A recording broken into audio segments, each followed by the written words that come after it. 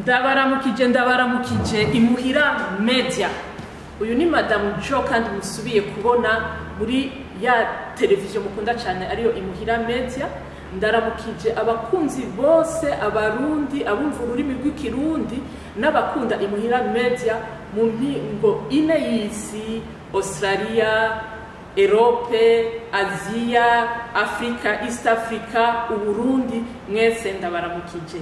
Murazi ibikorwa vya imuhira media twarababwiye ko ari kurondera urusaku rw'abarundi bose baba muri Canada. Nico gikorwa cyacu dukora, uburyo babayeho mu buryo busanzwe, ibikorwa bakora, uburyo babaye muri kino gihugu. Ubu rero urusaku ndabazaniye, hari umukozi w'Imana yarasohoye indirimbo abantu bose bariko bari kugura. Narayumvirije ndavuga ati Mana yanje, uyu muntu ntamurondeye ngo ndababwira ibikorwa vyiwe. Oya, imuhira media izoba yagize eshek. Rero uwo mukozi w'Imana turi kumwe hano, reka ndamuha umwanya mutonya yipresente, yivuge, avuga ubuzima bwiwe en general imbere yuko twinjira mu bikorwa vyiwe muri rusange. Reka rero ndamubereke n'uyu turi kumwe. Pastor, muraho murakomeye? Turakomeye, tumeze neza. Ndaramukije abakunzi ba imuhira media, mugira umugisha. Ego Pastori, nukuri icyatuzanye ngaha anye twaje kurondera urusaku. Yego cyane. Barambwiye ko umukozi w'Imana kandi ukoresha ingabire zitandukanye kugira ushikane ubutumwa bwiza ku bakristo. Imbere yuko tuvuga ivyawe, shaka ubanze wipresente, wivuge, abakunzi ba imuhira media babanze bamenye uwo muntu tuganira uwo ari we. Murakoze cyane. Bwambere nagira ngo ndagushimire Mme Joseline kuba mu mpayikano kajya kugira ngo nivuge, hanyuma ndakwakiriye nanje. Urakoze Pastor, tumusanze kwishengera sanza korera. Nasanze aho morera ibikorwa vy'Imana, ubwo rero nanje ndabakiriye. Hanyuma amazina yanje nitwa Ndayishimiye Jean Marie, niyo abavyeyi bampaye amazina. Hanyuma nkaba ndumupastori ndongo ishengero ryitwa Eden Garden, Eglise Eden Garden, rikaba rikorera hano muri Edmonton, niho hano muri Edmonton Canada, niho dukorera ibikorwa vy'Imana. Ariko apaha y'ugukora ivyo bikorwa vy'Imana byo kumenyesha ijambo ry'Imana, ariko haririmbira Imana, yego. Hanyuma kandi ndanahanura, nkora vyinshi. Hanyuma ndumupapa w'abana babiri, Imana imaze kumpezagiza. Hanyuma nkamfise umugore umwe wenyene, nta wundi kabisa n'uyo. Hanyuma ego ibindi ndumu artiste, ndumwanditsi w'indirimbo, ndaririmba, nkongera nkancuraranga ama-instruments atandukanye, guitar, piano n'ibindi. Voilà. Ego, murakoze Pastor Jean Marie. Ego. None Pastor Jean Marie, ni ryari watanguye kumva yuko ufise umuhamagaro wo gukora igikorwa c'Imana? Ego, jewe mu bisanzwe natanguye reka ndavuge ni n'ubuzima bwanje guhera nkiri muto. Nakuriye muri mishengero, aho umuvyeyi wanje yakorera ibikorwa vy'Imana, nawe yarasenga, arasenga mu ishengero rya Pentecote, niho nakuriye. Hanyuma ku myaka nka 15 hahandi umwana bariko arondera ageze muri adolescence nyene, niho Imana novuga ngo yandongoreye mu gikorwa cyo kuririmba. Aho rero niho ibintu byose byagiye nagiye developa canke nteza imbere impano mfise, izaba zo kuririmba, haba n'izo gucuraranga, naho navyigiye. Ego, urabona hari igihe abana iyo bageze muri adolescence hariho abashira imbaraga canke inguvu mu ntuzeye mu gukina umupira canke mu gukina imikino itandukanye. Jewe narakiniye umupira, narakina n'ibindi, ariko cyane aho nagiye gufatirwa ni mu gucuraranga no kuririmba. Ego, imyaka 15 niho nari ntanguye rero. Niho wari utanguye? Ego. Ari niho watanguye rero guhabwa ibango ry'ubupastori muri iyo myaka 15? Muri iyo myaka 15 siho natanguye guhabwa iryo bango ry'ubupastori. Ibango ry'ubupastori burya Imana ihamagara umuntu d'abord umuhamagaro umuntu ahamagarwa iyo amaze gukizwa yamaze kwakira Yesu Kristo nk'umwami n'umukiza witabira umuhamagaro wa mbere umuhamagaro wo kwitaba Yesu ukavuga ngo Yesu ndakwakiriye kugira ngo uze kuganza ubuzima bwanje hanyuma igihe rero nakira Yesu Kristo nk'umwami n'umukiza ni muri iyo myaka nyene niho natangiye kwinjira mu vy'Imana gusenga cyane hanyuma nibaza imyaka 3 nk'ijijwe niho natangiye kumva umuhamagaro wo gutangura kuvuga ubutumwa natanguye mvuga ubutumwa gutyo nyene tukaduga ruguru nari ngiri mu Burundi mugabo tukaduga ruguru za Gitega mu ishengero natsengeramo gitwa Église Vivante numva mu mutima hajemo ikintu cyo kuja kwiga Bibiliya ico bita Bible School ndagenda niga imyaka 2 hanyuma maze guheza niho natangiye kuza ndaduga rero nagenda akora inyigisho zitandukanye ico bita training mu byerekeye ivugabutumwa ico bita evangelisation explosive iri mu Burundi nagiye mpura n'abakozi b'Imana bandera muri iryo vugabutumwa ubwo rero maze kugera hano muri Edmonton niho igikorwa cyo gutanguza eglise cyangwa gutanguza ishengero ry'Imana niho catanguriye rero yego hamana gomba ntizenya hari abantu badasobanukirwa neza numvise ikintu ngo evangelisation explosive ku bantu bashaka kumenya ico kintu ni giki evangelisation explosive musanzwe umuntu yahamagawe aritaba umuhamagaro hanyuma Yesu Kristo muri Matayo igice ca 28 yavuze ikintu gikomeye cyane guhera ku 18 gushika kuri 20 yavuze ngo genda mu mahanga yabwiye abigishwa ababwira ngo genda mu mahanga yose mukwize inkuru nziza mukwize izi nyigisho ndabahaye mukwize amahanga yose kugira ngo bose mubagire abigishwa banje hanyuma ngo kandi avuga ngo nzoba ndi kumwe namwe abigishwa ba Yesu Kristo bumvise iyo no bitana nico no kwitana nk'itegeko Yesu Kristo yabahaye batangura kuvuga ubutumwa no muri Afrika burashika muri Aziya imihingo yose burashika hanyuma rero abizeye uwo mwami Yesu Kristo ariko basengeye yavuze ngo sinsengeye mwebwe gusa mwebwe bigishwa banje nsengeye n'abandi bazokwizera ku bwanyu ubwo rero abo bazokwizera ariko aravuga nawe urimo nanje ndimwe naho rero twebwe abakiriye Yesu Kristo nk'umwami n'umukiza bakwiye kubandanya uwo muhamagaro wo kuvuga ubutumwa evangelisation explosive ni kirere ni novango ni ivugabutumwa rigwirirana ni kuvuga ngo umuntu avuga ubutumwa akabwira abantu benshi mu mwanya muto ivyo rero birasaba yuko umuntu yigishwa Yesu Kristo yatanguye yigisha bajya 12 arabigisha ahajeje kubigisha abashira muri training cyangwa abashira kuza kwimenyereza urabiyuka barungitse ngo baje ngo ababwira ngo genda ndabahaye ububasha bwose ngo kumpemu mbi donc n'ingwara zose baragenda barigisha bagarutse baramubwira ivyo bakuyeyo hanyuma ayongera ngo asubira arabasengera amaze kubasengera mu nyuma arababwira igikorwa cyamuzanye yuko kirangiye hanyuma mu nyuma rero ashobora ati vara ubu rero tuzoba turi kumwe nzobarungikira umwitsi ari we mpemu yera uwo mpemu yera rero uno munsi Yesu Kristo ntawe uhari ariko mpemu yera niwe yadusigaranye rero mpemu yera yamari kumwe natwe yabanye n'abigishwa ba Yesu Kristo none umunsi ari kumwe n'abagenda barahamagarwa nk'uko abigishwa bahamagara rero umuntu wese akijijwe ahamagarirwa n'uwo muhamagaro ahamagarirwa kumenyekanisha Yesu Kristo rero nanje ndumwe muri abo bahamagarirwa kumenyesha Kristo so hano muri Edmonton ndahari rero menyesha Kristo hanyuma iryo vuga butumwa rero niryo turimwo duheruka abatabizi mwoja kuri page ya Eglise Eden Garden kuri Facebook ni Eden Garden Church of God so kuri page ugiye ko urabona aho tuheruka kwigisha abigisha duheruka gusohora abigisha 13 twabahaye twamaze umwaka wose tubigisha kugira ngo baze kwigisha nabo kwigishwa naravyize jewe ntivyahagarariye kuri jewe nanje naciye mfata umwanya wo kwigisha abandi kugira ngo nabo bagende bagire bigishe nuko fete ni nkoni tuguma duhana inkoni Yesu abigisha wa Yesu Kristo barahatanze inkoni natwe dutegezo baraduhaye natwe dutegezo guha abandi ego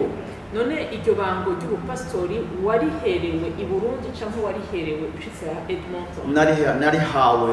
ngeze hano muri Edmonton guhamagarwa nahamagawe nk'indi Burundi ariko gusengera kwinjira mu cyo bita ibango kwinjira muri ministère nasengewe canke nimitswe ngeze hano muri Edmonton none nko ngaha Edmonton turazi ubuzima bwo ngaha mu bihugu by'Iburayi abantu baguma biruka bakora kandi udakoze muri iki gihugu ni nka ryajambure tugira ngo utakoze nk'akazi dutegerezwa gukora kugira tubeho kandi abantu bino uberaje bakora amasaha menshi kandi bama barushe niko tubabona none nkawe nk'umukozi w'Imana birakorohera gukora ico gikorwa cyangwa byarakoroheye kugira ukore ico gikorwa kuko nawe wenyene wari ukeneye gukora kugira uronke ubukato kubesha none ubona byarakoroheye baje ikibazo gikomeye ni kibazo nosigura canke no umunsi wose wera ndiko ndagiye kuroho kabisa gukorera Imana hano muri Edmonton canke muri Canada en général byoroshe bitandukanye no mu Burundi ariko nagiye gutahura ijambo Yesu Kristo yavuze ngo aho ubutunzi buri ubutunzi bw'umuntu buri niho umutima wiwe uri iyo umaze gutahura yuko ubutunzi bwawe buri mu gukorera Imana umutima wawe uhereza kuri ico gikorwa c'Imana je rero narahisemo umusanzwe ubuzima bugizwe no guhitamo hari abahitamo gukora business abo nabo no muhamagaro wabo hari abahitamo kuwa no bagoto ibikorwa bitanye imihamagarire kwishi je rero muhamagagwa ntivyari vyoroshe naje hano muri Canada mvuye mu Burundi bavuga ati amadolari ahari kabisa amadolari mvuga nari nkiri muto nkomeye kabisa bon ndacari muto n'ubu amadolari mvuga ngira ndayace ano madolari bash kabisa ama etage mu Burundi ndayamara hanyuma mvuga mushitse ngaha ijambo ry'Imana riravuga ngo muri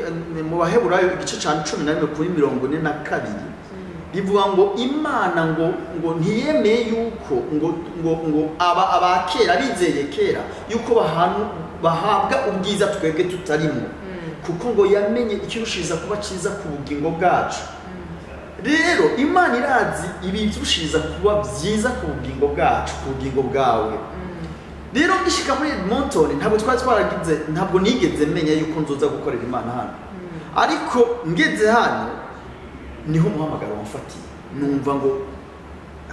ikintu ngerageje cyose kugira ngo niruke kucaje mahera numva ngo no hari icyo gukora hari ico no guhamagariye utegezo kugikora naho rero mu bisanzwe nahisemo gukorera Imana akeshi abantu bakunda kwibaza yuko gukorera Imana ari uko umuntu abagiye kubironderamwe amarongo reka ndababwire ikintu kimwe urinze hano muri Canada gukorera Imana ntabwo ariho barondera amarongo nimba ukiriye kuronka amarongo cyangwa urondeye ikashi uje muri petrole uje gukora muri construction ahantu baronka amahera ariko mu gikorwa cy'Imana bajayo ari uhamagawe kuko utahamagawe nta n'imisi yomara kuko ubwo buzima uvugwa tanga uvuga nanje ndiruka nkaburondera ndarondera hanyuma hari ikindi kintu abantu bakwiye kumenya hari Jean Paul yabwiye ijambo aribwira abanyefeso abe Filipo babwira ngo kwiga kubumbwa n'ibyo mufise kwiga kubumbwa n'ibyo ufise icambere ukwiye kumenya nta muntu azokwigera aronka amahera ngo avuge ngo aya mahera arakwiye iyo umaze kuronka ico urya ukamuronka n'ico ugaburira abana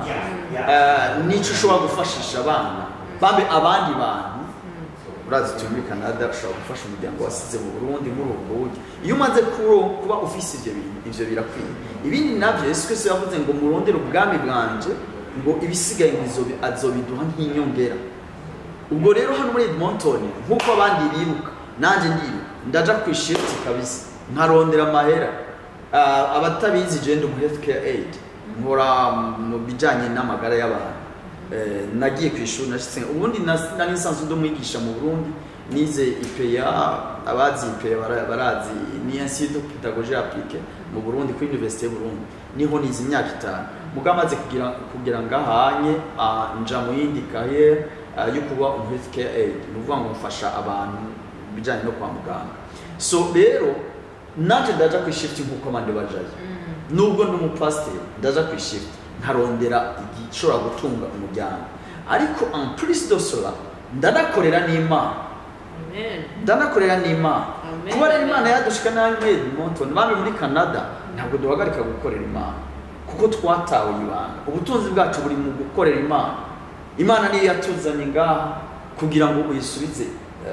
ibyiza ni byinshi yadukoreye ariko en signe de reconnaissance kuyikorera ni bikomeye. Amen, amen, amen. Yes. Nukuri murumvise intahe ya pastori hari ikintu yatubwiye gikomeye gukora abantu benshi bazi yuko guca umukate bawucira mu ishengero je ndashingira intahe yuko ngaha muri Canada uwoza avuga ngo agiye gucira umukate mu ishengero ni illusion biragoye niyo mpamvu namubajije iki kibazo gikomeye nk'iki kandi mwumvise n'insiguro yacu reka rero tuje kucanzanye hano hantu hari indirimbo nukuri ugiye no mu mastati y'abantu uyisangaho ukayisanga mu mastati na general yumvirije ndumva ati iyi ndirimbo inanuma wanje imbere yuko tugira ico tuyivuze ndagusavye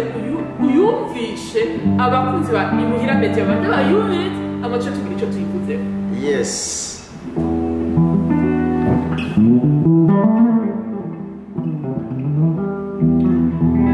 Indirimbo yitwa iyo yumvise Madame Pastor mutunze ijwi kubera mutunze microphone. Okay. Ndavyibuka musi jewe nakubona ikanze ko mbonye bwira Mariya kubera ubwiza n'ukuntu uteye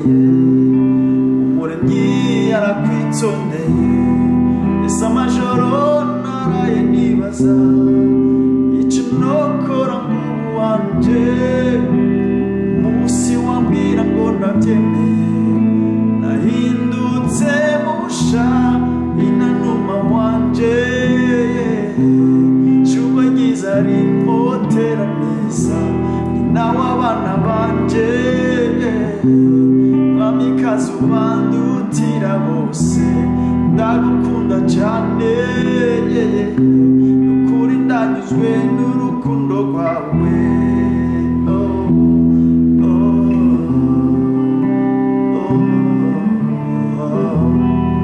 yari indirimbo.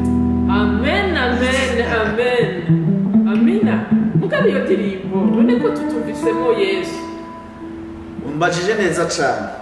abariko baramurikira urashobora kwibaza uti ko twumvisemo ibintu by'urukundo tukumvamo ngo ndagukunda cyane ubwo pasiteri ntiyaguye yaguye kabisa yagiye mu mubiri. Yes, umbazije neza cyane urambaza uti ino ndirimbo isigura iki mu bisanzwe abasoma Bibiliya abasomyi babiri ndiko ndavuga abandi badatunze Bibiliya kugira juste bayigumize mu kugitana ariko abasomyi ba Bibiliya iri jambo titre iyo ndirimbo ivuga ngo inanuma wanje mu Congereza ivuga ngo my dove bivuga nuko uvuga sheri wanje. Ino ndirimbo nayanditse abariko baramurikirana ndayandikiye umudamu wanje abasengera kuri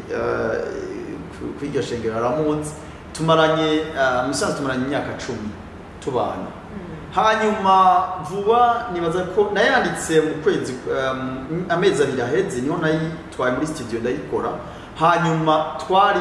itariki 27 z'ukwezi k'umunani niho twakwiza imyaka 10 twubatse hanyuma nararondeye ikintu noshobora kumwandikira kugira ngo twizize iyo myaka ubundi isubiye inyuma gatoya nkiri muto muhamagaro wanje Imana yari yarambujije kuririmba indirimbo izo beshi bita ngo secular music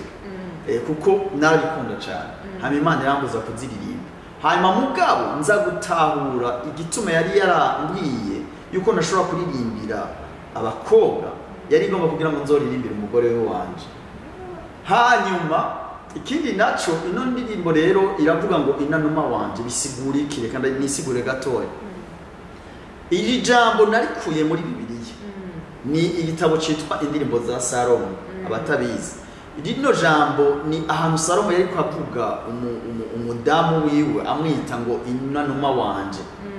nyina w'abana banje rero nanje nafashe iryo jambo ndaraba ndavuga ni burya Bibiliya reka ngaruke gatoya Bibiliya iyo uyisomye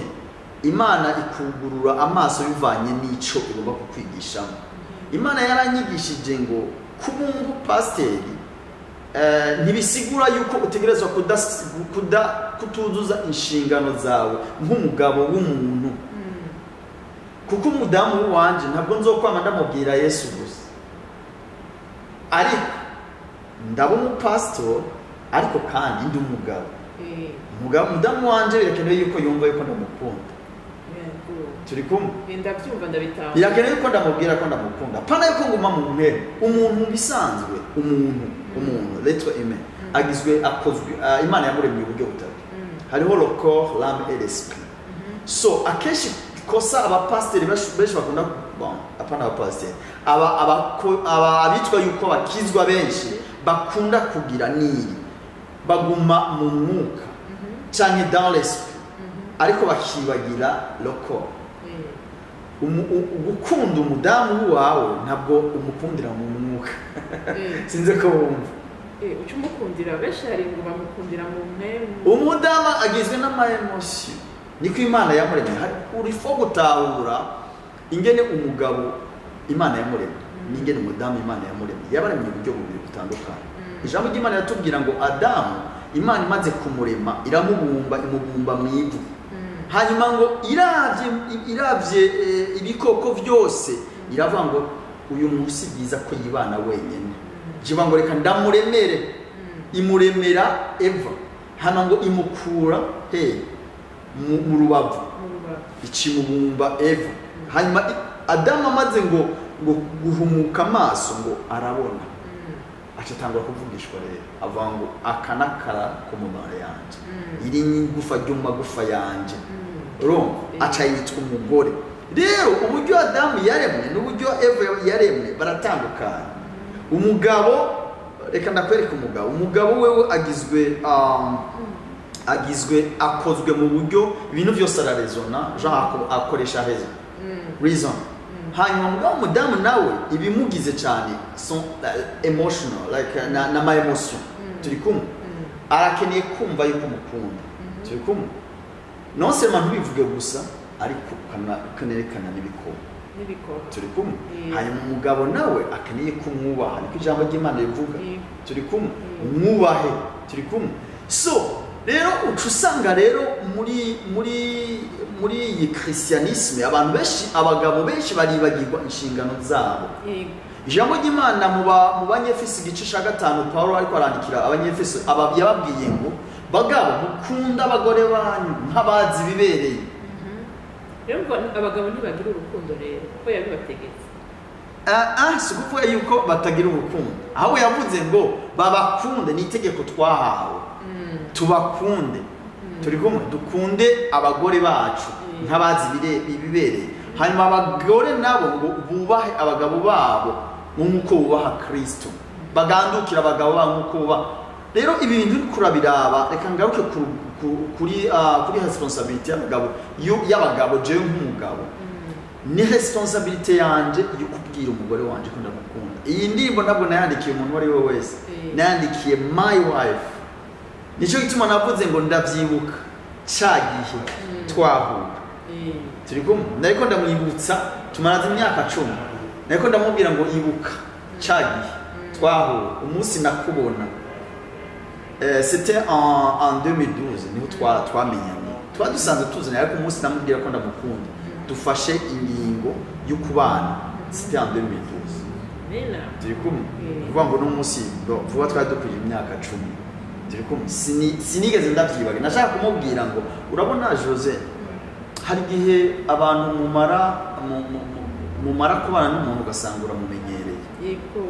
kubera hagiyemo amantuze y'amahasiponsabilite menshi abana bajemwo biroshe cyane kwibagira aho mwahuriye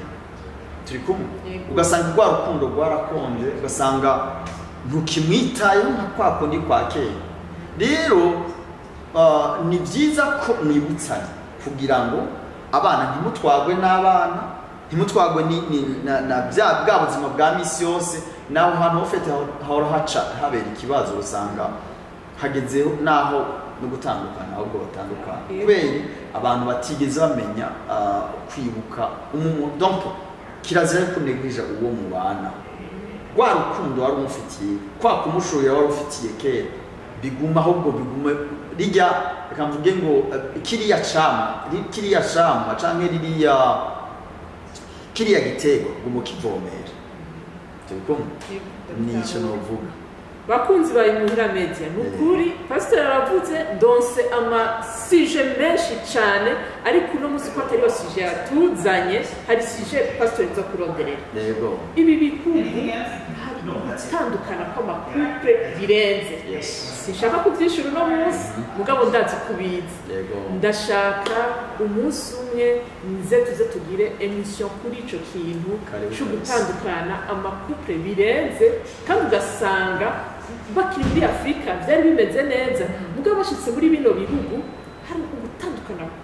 kurenze surprise nzomugarukira nta kibazo nzomugarukira ko numvise ko afise byinshi yotubwira kandi yoduhanura reka tugire pause gatonya hama tuce tuja kuri sije ya kabiri mejeje kumviriza iyo ndirimbo uhejeje kuririmbira abakunzi ba Imuhira Media naciye nja kuri page ya YouTube yawe woyibwira abakunzi yari bon iyo nuzeye iyo YouTube channel yanje yitwa Ndayishimiye Jean Marie Ndayishimiye niko yitwa ushiramo izina ryanje niho nkunda gushira ibikorwa byanje akeshi nshiraho ndiko ndaririmba canke nkashira ku indirimbo nashoboye gusohora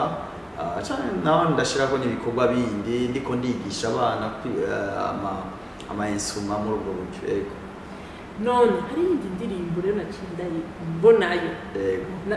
iryo ndirimbo nayo ndagusavye usubire nawe nyene ubacishirize ko abakunzi kugira bumve iyo ndirimbo yes ni indirimbo ivuga ngo mwami yashitse mu nyonga zawe bintera kumva ngo we neza reka ikunezereze nawe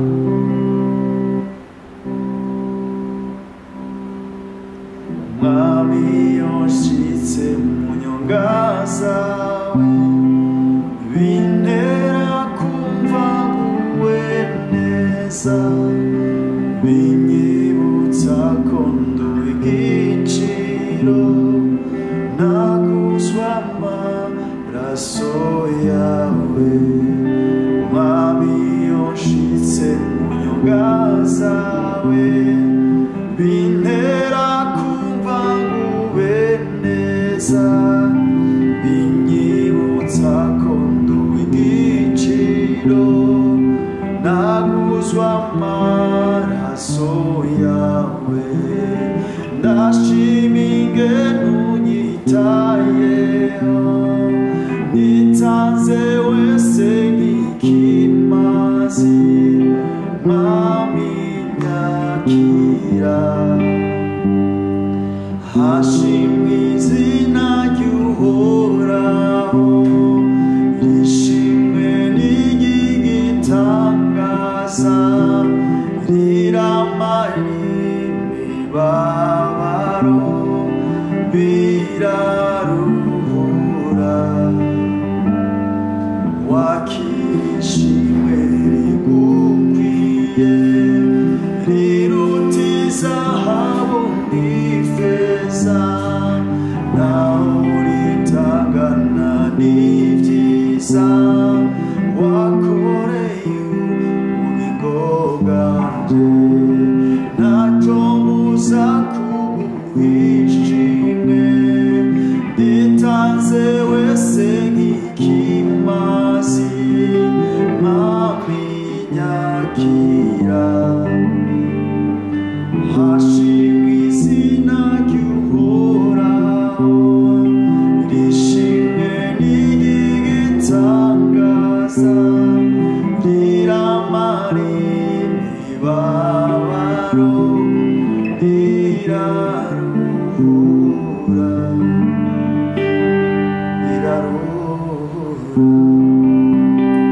amen amen amen.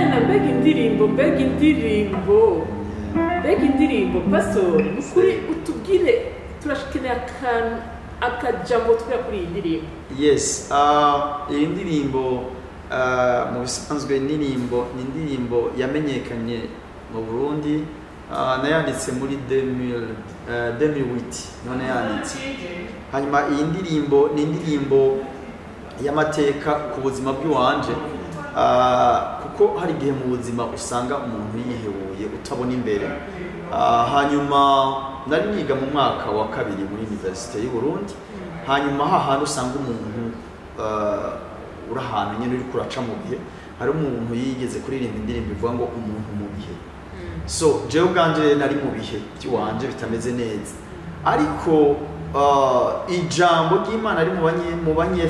Bakorino rivuga ngo twaguzwe amaraso y'igiciro kinini. Iryo jambo riranza ko ndagiyumvira ko byari rije nk'indemesho mu buzima bw'iwanje, rimbwira ngo nubwo uri kuraca muri ibyo bintu ntukebure, kuko Kristo aragukunda kandi agufitiye umugambi munini cyane, kuko yakuguze amaraso yiwe y'igiciro, yagiye ku musaraba kubera wewe. Iryo jambo uramaze kubona aho ntemerera guha ijambo ugasanga iryo jambo rije nk'indirimbo. Uwo munsi nari muri classe, abazi muri campus ya Mutanga, nari muri salle ndiko ndiga, ariko ndigira deuxième session. Iyo ndirimbo iraza ikoroka gutyo nyine, ntori ikaramu ore yo kuja kwiga, ntori ikaramu ntangura kwandika, ndayandika yose ndayiheza. Nayanditse uwo munsi nyene, hanyuma nijwi ndarironka uwo munsi nyene, byaziye rimwe. Ofeti ino ndirimbo novuga ngo ni kado y'Imana tu. Amen. Yego kabisa. Iyo ndirimbo umunsi nariko ndayiririmba numvise amosoza ariko araza, kandi n'ubu sinigeze ndayimenyera kabisa. Ni indirimbo ifise amavuta yayo, abashaka kuyumviriza narayitwaye muri studio, abashaka kuyumviriza murashaka kuja kuri YouTube channel yanje, irahari yitwa ngo numva ngo we neza niko yitwa titre yayo. So yego ni amen amen. Nababwiye urusaku riko ravugwa muri Edmonton. Pastori ashikiriza ubutumwa bwiza akoresheje ingabire kuvuga ubutumwa, kandi agakoresha n'ingabire yo kuririmbira abantu kugira bakuremo imfungurwa zijanye n'ubutumwa bwiza. Amen. Nuko rero pasiteri kandi sinzi mbega uriteguye gusohora albumu je naciye numva umunoho, hariyo n'abandi bambwiye ngo umunoho, none yoba afise CD, yoba afise albumu, basi uri kuritwarira umuduga muri ya stress ya Canada, tugende turumviriza utwo turirimbo nk'utwo turibura umutima. Urakoze cyane. Albumu irahari kandi vuba kabisa. Ugiye kuri YouTube channel yanjye uraza gusanga ko indirimbo zirenga, ndibaza yuko zirenga nka 4 zihari, izo nabaye ndahashira kugira ngo abantu bamenye ibikorwa ndiko ndakora. So albumu irahari. Iyo albumu by the way nayitwaye muri studio, naheje kuyikora muri 2014. Hanyuma ntegura kuyigirira lancement officiel muri 2015. Murazi ingorane zabaye mu Burundi, ibyaciye biba, donc byabaye muri 2015. Hama mba oblige yo kuva mu Burundi mpungira mu Uganda. Yego. Hanyuma rero mugabo ico gihe nyene naciye ndonka ntunze visa yo kuza ino muri Canada. So nkama ndabitegura ko kugira ngo ngire iyo lancement ya album, ariko nibaza ko kitari bwagere, ariko mu kwezi muri Novembre nifuza kugira lancement officiel yo album. So ndabatumiye bariko baramurikirana, nzotanga flyer kugira ngo muyibone. Ego umva rero nzogera lancement album launch muri uno mwaka wa 2022 muri Novembre. Urumva rero uwari wose azoza. Ego ndabatumiye. Hanyuma mugabo kugira ngo mudushigikire ibikorwa turiko turakora muze mwibambikanije agaterera uko Imana izobashoboza ego nukuri ukora ibikorwa vyiza cyane nibaza ko atamunumwe cyane nka twebwe ego turazi ko tudafite ingabire y'uburirimbyi mugabo benshi bazi kombye igikorwa cyo kuririmba kigoye n'uburyo gitwara ico kintu ngira bazoza bagitahuye bavuga ati ahubwo turagushigikiye n'ukuri indirimbo zigoje narazumvirije n'ubu nyene naje ndazumviriza ndiko ndaza nje kumurondera ahubwo ngira bazoza banga n'itike yo kuviyora amafe kubera kunezerwa cyane ariko nizere yuko Imana yankingiye atafe nimwe na viyoye hama rero pastor hari ibindi biriko biravugwa narumvise abavyeyi benshi bagushingira intahe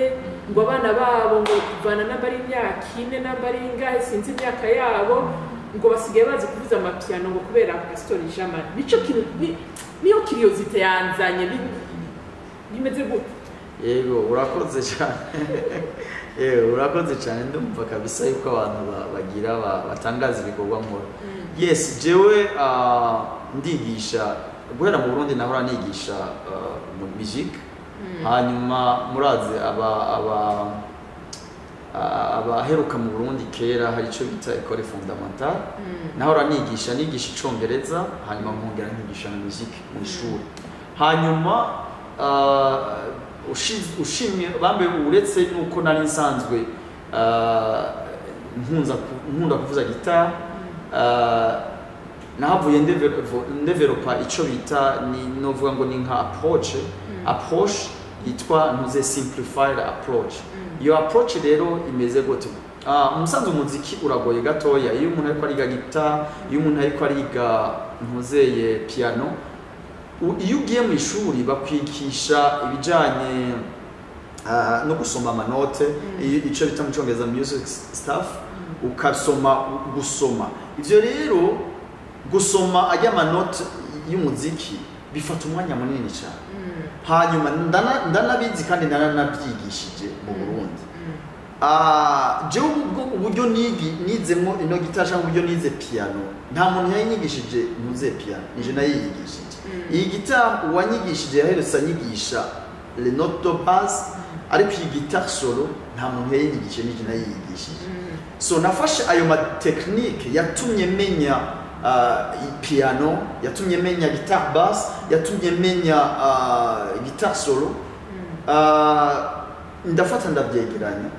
ncamura mu cyo bita simplified approach iyo simplified approach imeze gute mfata sininda kufata bya bintu byo gusoma music stuff ndakwereka le technique de base zituma ushobora kugira ku developer ushobora kwiyigisha wewe ku buryo naho jewe ntoba ndahari mu mwaka umwe ushobora kuba wamenye kuvuza guitar ugize umwete mugabo kuvuza guitar no kuvuza piano akarorero hari umwana mutoya itwa Elioha natangwe ndamwigisha gutyo nyene mugiye kuri YouTube mubona natangwe ndamwigisha gutyo nyene guitar bandi ndamwigisha piano hanyuma n'umwana ari very talented ndamwigisha gutyo nyene hanyuma mbona hewe ati ashobora kuvuza n'ubunye abamuzi muzogene mumura ashobora kukuvugiza neza none shene yiwe yitwa gute kugira tuzoze kugira curiosity bon uwe ahubwiye nide nibaza yo kutanze nzomubwira yuguruze nuze channel yiwe kugira ngo atange gushira ku bikorwa byiwe ukeneye kubona hariho aka video nibaza ko ari video tubiri kamwe nagashize kuri Facebook yuwanje akandi agashira kuri YouTube murashobora kuja kuri YouTube ariko muramuza kumubona nje na FC guitar na FC piano ariko aravuze ego n'umwana ateye igomwe kabisa mwa abantu bashaka kwibaza ati none wigisha kuvana ku myaka ingahe yes yego mpera musanzwe mpera ku myaka 6 mpera ku myaka 6 ni umwana abageze ahantu gufata ngo musanzwe umuvyeyi bamaze kubona ati umwana afise inungabiri ushobora kubona ku myaka 6 cyangwa ku myaka 7 ushobora kuvuga n'umwana ndabona yuko akunda kino kintu soit uramubona muhira bon by the way ndumwigisha umwana washobora iyo umuzanye sinigisha abana bari bose iyo abavyeyi ndiko ndavuga barabizi iyo unzaniye umwana gutya nshobora kumuraba gutya twicaranye gatatu nkamuraba ko manza kumugeza nkaraba ico bita ntuze preki nkaraba ivyazi d'abord hama nkaraba iyo ndavye nkabona uwo mwana arabikunda kuko hari ikosa abantu benshi bakunda kugira ushobora kuba wowe Jose ushobora kuba ukunda umuziki ukavuga uti voilà je nawe needs ariko ndawukunda rero kubwira ibyo umwana wanje ngiye ko azokwiga umuziki ngani wowe bikunda ntabwo ari umwana we wawe bikunda hanyuma kuko muziki musanzwe par définition avant ngo c'est une science ni science mu bisanzwe rero iyi science uyifate nkuko ari kuko harimo ibintu byinshi umuziki harimo ibintu byinshi cyane so rero umwana ashobora kuba akunda football ashobora kuba akunda basket ashobora kuba akunda gutamba ashobora kuba akunda ikindi kintu iyo renda muravye gutya ashobora kukubwira ni umwana uzuraba ikindi kintu akunda sinshaka kuko sinigishiriza ku buntu by the way ego nigi kwisa uriha $20 so si nk'umupasiteri sinushaka nshaka kuprofita iyo mbonye umwana wawe atari yo passion yiwe ndakubwira ni uwo mwana agenda murabe ikindi kintu akora cyangwa akubwira ati okay mureke kumbure bishobora kuza kumbura aracari ko yirondera ariko iyo mbonye kuko atari interest ndakubwira ni uwo mwana musubiza inyuma genda urabe ikindi kintu ugenda kumwandikisha muri swimming cyangwa ikindi kintu ashobora kwexcelamo ariko hari ababyeyi benshi maze kubona banzanira abana kabisa mbona yuko ari umwana kabisa ashobora kugira ego abishoboye ego none ntizenya nk'ababyeyi baba babaye intéressé kuzana umwana wabo kwiga gitari agusanga kuri adresse musuhe umwanya wuhe musanze nkunda gukora samedi nkorera akorera bizi ndafise hajya mu rusengero aho dukorera niho ama-instrument bahari niho ndabigishiriza à 10h niho dutangura ikindi naco ndanakorera during the week donc hagati mu ndwi ndakorera muhira ushobora tuvuge nk'ubuvuta umwana wanje arakunda piano ushobora kumuzana muhira hagati mu ndwi iyo ntagiriye ku kazi hanyuma nkamwigisha turavugana donc muzehe disponibilité yawe ni wanje tukaraba ko duhuza igituma bimeze gutyo nuko nibaza yuko Imana izobandanya ihezagira tukagira aho dukorera heza ta bintu byo kugira donc tukagira ishuri ryacu Imana ihezagiye bon abavyeyi mwebwe bavyeyi nimwe mudoduteza imbere yego urumva nukuvuga ngo iyo tumaze kuronka ikibanza cyo gukoreramo kiri permanent nuvuga ngo ico gihe biba byoroshye cyane yuko abantu bazana abana babo ariko pour le moment turashaka ko turakoresha kuri église niho nigishiriza abo bana abiga piano donc barashika à 10h hanyuma kandi à 11h naho nyene ndabigisha donc guitare hanyuma musanzwe apprentissage ku mwana ni kwiye kurenza 45 minutes 45 minutes ibikwiye kugira ngo umuhe ivyo akeneye guhabwa hanyuma igikorwa gikomeye ni cy'umuvyeyi kumukurikirana kugira ngo akore ya devoir ndamuha ico bita nuzeye devoir canke pratique so je umwigisha ndamarana nawe minota 50 ariko umuvyeyi amarana n'umwana minota myinshi bamu masaha menshi vango uramwibutsa kugira ngo akore kuko igitara canke piano mu Congereza bavuga practice makes perfect iyo plus umwampaje kugira ngo akore kuri gitari kuko bavuga ngo 15 minutes par jour 15 minutes par jour mu mwaka umwe ibaza 15 minutes par jour niyo bakonseya niyo bahanura umuntu yifuza kwiga gitari technique umwigisha aba yakweretse ufashe iyo technique par jour ukamupratika 15 minutes nuvuga ngo mu myaka ibiri uzoba uri capable yo gushobora kuza muri concert ivyo n'abantu bakuze nabo nyene ndabayigisha ega ari imyaka ushika ko kenshi iyo abantu bamaze kurenza nk'imyaka 40 bashobora ivyo kariyeri byaratakaye nashaje nagize iki est-ce que abantu ba plus de cet âge là bara kwiga kabisa n'ibitumwaka muzike ni ikintu kiryoshe muzike sico kimwe n'ayandi ma science muzike iraryoshe iyo bakonseya nka jewe ndakunda gufasha abantu b'abatama nivyo nkoramo abantu b'abatama muri aya ma seniors home akenshi usanga hariho seance usanga bafata bakakubwira ngo vuza gitari cyangwa vuza piano ushobora kubona abantu baryohewe cyangwa ugasanga abo bantu uriko urabigisha gitari abenshi usanga abo nyene uri kubigisha usanga bamwe bari abaprofessionnel usanga yari yarabyize mu ishuri ariko kubera ashaje akeneye ko usubira ukamwibutsa abenshi botangara mumaranye nk'amezi makeya bya bindi yari yarize mu ishuri bisubira bikagaruka urumva rero nta myaka iriho nova ngo umuntu ava ngo imyaka yose ushobora kwiga muziki kandi bigakunda amweke ufise ingwara ituma udashobora kwiga donc guitar nimba ufise ibibazo by'intoke canke cognitive donc mu mutwe aho niho novuga nti ariko atakintu kikuzibira uvuga ngo yabiroshe cyane kubiga muravyumvise mwese mwumvise pasiteri n'ukuri bari bambwiye ko ufite ingabire nyinshi cyane rwose abari ngaha Edmonton n'amavire yegereye Edmonton ntimutinye kuza kurondera pasiteri Jean-Marie igihe mushaka igihe mwifuza kwiga piano kwiga gitari kwiga umuziki ntimutinye kumurondera nabo abandi bahora bibaza ngo turakuze ngo ntavyo dushoboye kumenya murabonye ko duteye intege twese yuko turashoboye karibu rero muze murondere pasiteri sinzi uburyo twomuronka reka atubwire uburyo twomuronka ego bon bandanya ntaco bandanya bon jewe uburyo nshobora kubaha nimero de telefone ziwanje abariko barankurikirana nshobora gutanga nimero de telefone ni 780 863 9756 mu Cyongereza ni 780-863-9756 so izo nizo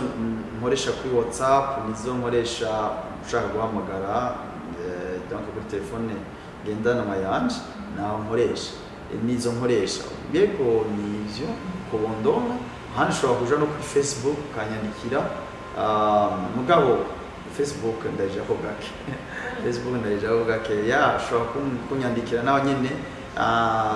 nshobora kuja ko après une semaine nka kwishura yego nuko rero kuri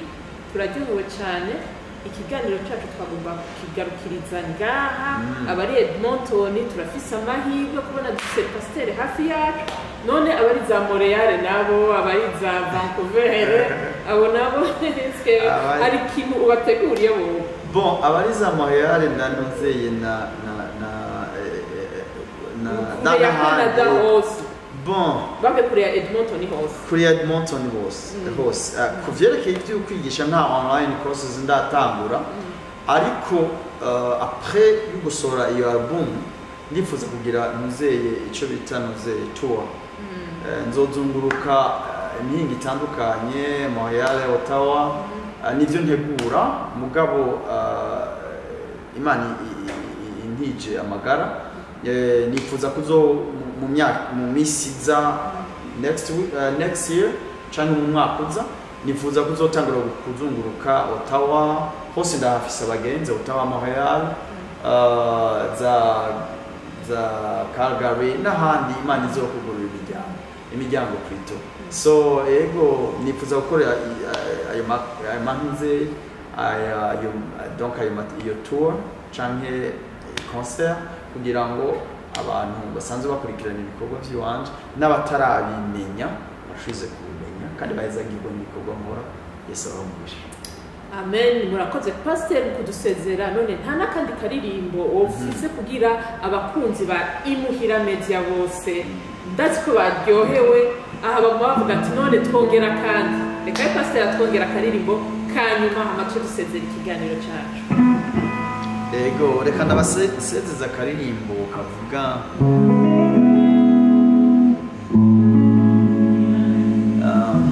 fise indirimbo nyinshi hari igihe zicanga. Yes, hari indirimbo ivuga ngo umwami w'ubwiza, ni indirimbo nkunda cyane, n'abashaka kuyikurikira bazibagende kuri YouTube bazayibona. Ivuga ngo umwami w'ubwiza mukiza nkunda. Ni indirimbo nanje mpezagira kabisa. Uko wagiriye ubuntu ukamenya mw'izina zo kwamahushima ndagutazira igikorwa cyo kuncungura wagikoze kubw'urukundo nkunda urakwiriye mwami ngushima. Mbega umuntu niki aho wibuka ukamukiza n'icyubahiro ntacyo wisigarije kubwira uncungure urakwiriye gushima mwami w'ubwiza mukiza nkunda wamize inyonga kubw'ingo bwanje ntangazwa n'ineza n'ubuntu ngirira urakwiriye gushima. Yes. Amen, amen. Nukuri indirimbo za pastor uriyumvira Mme Jo ahagurutse kugira aze kurondera Pastor Jamal, muravyumviye namwe nibi vyanzanye. Reka rero tumusabe Pastor Jamal asabire imigisha bakurikiranye bose Imuhira Media hama dusozera ikiganiro cyacu. Yes, nagira ngo nshimire Mme Joseline, nshimire na Imuhira Media kuba mukuri mwanyimviriye ko n'ubu niteka natewe ritaronka bose. Ndabashimiye abo mukorana, Imana ibahumugisha, kandi vraiment abatari babizi yuko Imuhira Media ikorera muri Edmonton ndabankoje kuja kuri YouTube channel yayo kugira ngo mubatere intege, kuko biraryoshe iyo umuntu akora ibikorwa hanyuma bigashimwa n'abantu. Icyo ni ikintu gikomeye cyane. Jewe naragiye ko ndabona ibikorwa bakora no kuri numva ndahezagiwe cyane. So iyo ugiye ko ukore subscribe kandi wongere ya unasharing canke unapartage abandi kugira ngo babone exactement yuko hano muri Edmonton dufise abamenyesha makuru ego kabisa bazi ico bahamagariwe gukora. So ubwo rero ndabashimiye, Imana ibahumugisha kandi nabasabira umugisha namwe, hanyuma namwe munkurikiranye. Nagira ngo ndangize nsenga ndabashimira kandi ndabatura ko n'umugisha. Reka dushime. Mwami Yesu, turagushimiye ubuntu bwawe, tugushimiye kuko ari wowe Mwami Yesu Kristo utanga ingabire. Ndagushimiye Mwami Imana kuno munsi ari we Mwami wampaye ingabire kugira ngo nshobore kuzisangiza abariko barankurikirana. Kandi Mwami ndasengeye Mwami Yesu Kristo Joseline yashoye Mwami Yesu Kristo kuza kugira ngo aze angana, kugira ngo ashire hanze Mwami Imana ibikorwa ndiko ndakora. Mwami umuhezagire, witeho Mwami uruvyaro rwiwe. Ndasengeye Mwami Imana n'abariko barankurikira bose, kandi nabo bakorana bose ubahezagire. Mwami Yesu Kristo ndasengeye uriko arakurikira kino kiganiro Mwami, nkuko ari wowe Mwami w'ubwiza, amenye yuko Mwami Yesu Kristo atahandi hari uruhukiro atari muri wewe Mana. Amenye yuko ari wowe Mwami waje kutanga akanovera mu buzima bwacu. Umugirire neza, umwishure Mwami Yesu Kristo ivyo ariko aracamwe byose Mwami uyerekane nk'Imana. Urakoze kuvyumvise, ni mu izina rya Yesu dusenze twizeye, amen. Turashimye turabasezeye. Mwumvise ibya pastori, mukurikirane muri chaîne YouTube yiwe, azobashirira ko byinshi na album yawe turayinyotewe. Twizere ko muri janvier umuntu wese azoba afise CD mu muduga wiwe, sinzi uburyo azokumviriza uzobitumenyesha kabisa. Tuzoyibamenyesha. Murakoze cyane, ndagushimiye.